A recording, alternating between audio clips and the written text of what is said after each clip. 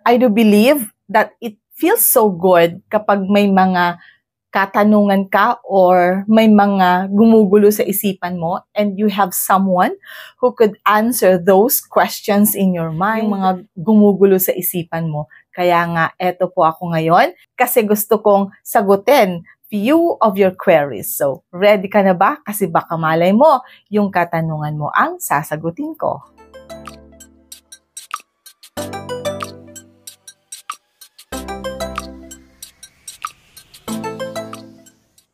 Hi everyone, Crisel Morales here. Welcome back sa ating YouTube channel.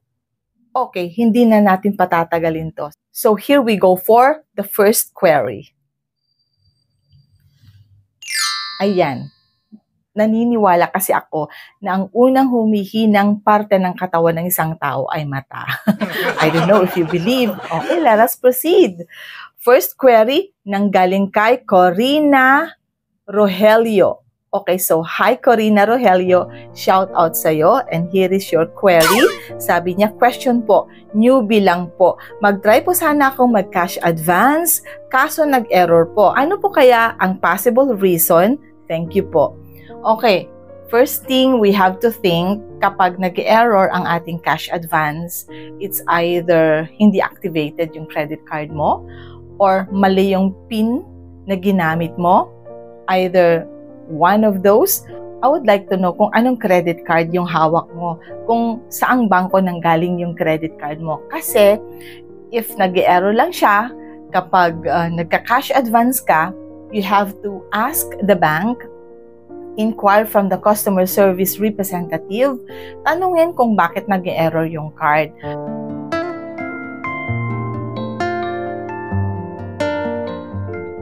It is either hindi pa siya activated or mali yung PIN mo. So you better approach or visit your bank at magpatulong sa iyong customer service representative. So there you go. Maraming salamat, Corina. Okay, another query na nanggaling naman kay Nikki Nick. Nikki Nick, tama po ba? Nikki Nick, okay. So I think this is your name. Sabi niya, hi ma'am, ito po bang installment card? Pwede pong mag-withdraw ng cash? Okay, so the installment MasterCard from BDO is just like a regular credit card na pwedeng gamitin pang shopping, pang dining, pwedeng mag-cash advance. Kaya lang, ang main na feature ng installment MasterCard ng BDO is that mag-cash advance ka through cash installment. So, hindi siya yung cash advance na wini-withdraw sa ATM. Kasi, mahal ang interest kung cash advance na wini-withdraw sa ATM. So, ang gagawin natin, since ang feature nito, ang feature ng installment MasterCard ng BDO is magpa-utang ng cash at babayaran natin ito ng installment with lesser monthly add-on interest. Kaya, mas okay siya na installment na lang kesa sa cash advance.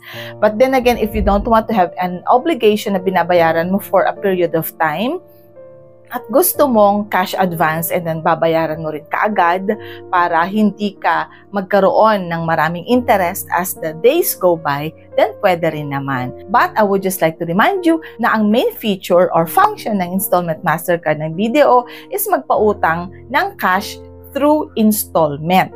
So, installment mo siya babayaran. And since napakababa lang ang kanyang add-on interest rate, so mas okay siya.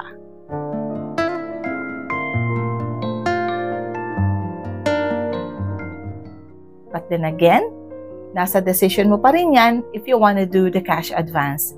But, reminder, bayaran mo kaagad siya kasi mas malaki at mas mahal ang interest ng cash advance kesa sa cash installment.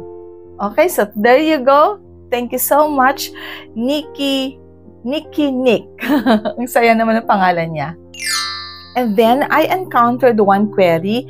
Tinanong kung yung bang installment MasterCard after availing a cash installment and then nabayaran mo na siya, pwede pa rin ulit bang mag-cash installment? Of course naman, syempre. Yun ang function ng ating installment MasterCard ni BDO. Actually, you can borrow the whole amount or 100% of your credit limit and pay it in installment. So, for further assistance and information about this one, syempre, mas maganda na si customer service representative ang mag-explain sa atin tungkol dito sa bagay na to para at least first-hand information from them, di ba? So, kapag interesado kayo, yes, I would just like to tell you that you can avail 100% of your credit limit in the installment MasterCard of BDO. Okay, so here's another query na nanggaling naman kay Amelia. Amelia, shout out sa'yo. And then, ito naman ang question ni Amelia. Hi ma'am, ask ko lang po kasi may nag-email sa akin na may babayaran akong 1,550 kahit di ko inactivate ang credit card ko. Pwede po bang ipa-close ito? Okay, so pwede naman. Kaya lang, syempre, tatanungin sa'yo ni bangko kung bakit ka nag-apply and then eventually papaklose mo siya. Not unless eto yung mga credit card na biglang dumating na lang sa'yo na hindi mo siya in-applyan. May mga ganun kasing experiences yung ating mga subscribers.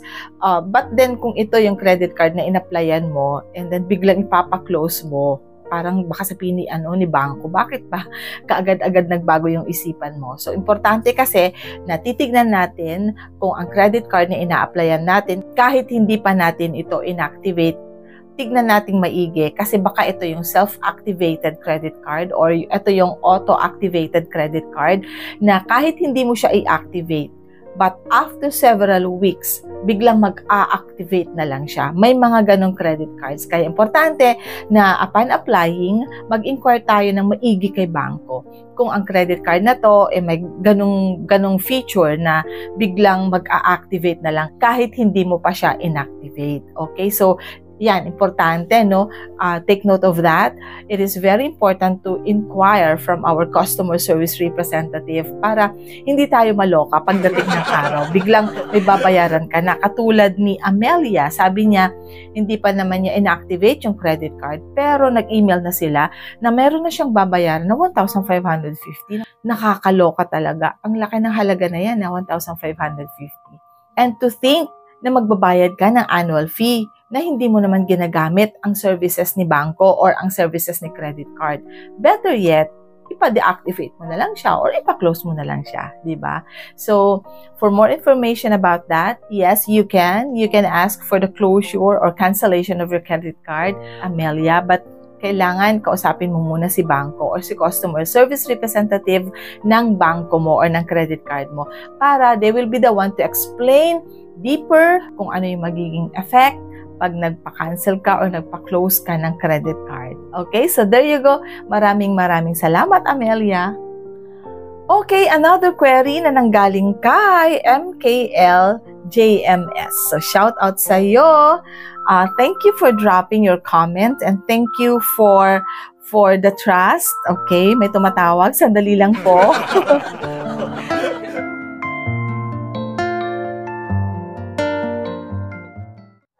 Okay. Yan. Okay, ang sabi ni MKLJMS,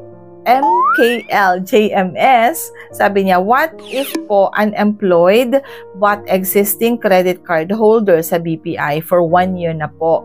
May chance ba siya na ma-approve sa isa pang credit card? And I think ang gusto niyang tanungin is kung maa-approve ba siya dito sa ating China Freedom Mastercard because yung query niya is under doon sa video natin na may title na The China Bank Freedom Mastercard. Okay, so ganito yon, MKLJMS. Okay, haba ng pangalan mo. Okay, yes. Kapag ikaw ay credit card holder, then na-meet mo yung isa sa mga requirements ni bangko. Pero hindi kasi ibig sabihin na kung ikaw ay existing credit card holder, approved ka na or may chance ka na. Kasi yung tinatanong ni bangko or yung requirement ni bangko na existing credit card holder ka, isa sa mga requirements lang yon. So may mga iba pang requirements like proof of income and source of income. Kailangan nating i-prove yon.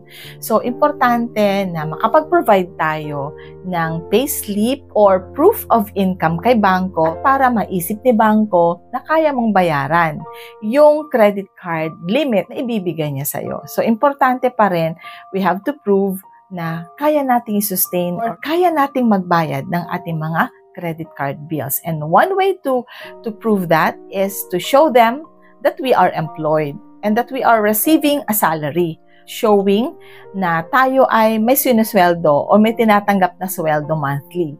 Kung ikaw naman ay negosyante, so you have to show them still your proof of income, your bank statement, at ipakita rin sa kanila na yung business natin is legit. So, kailangan mag-provide pa rin tayo ng mga ganong documents. Aside from doon sa requirement ni bangko na existing credit card holder ka. So, di ba ang daming i-comply? Ganun talaga yon. But then again, pag makakapag-provide ka naman ng proof of income, ng payslip mo, then I'm pretty sure that you'll get approved. Okay, so there you go, MKLJMS. Thank you so much for your query.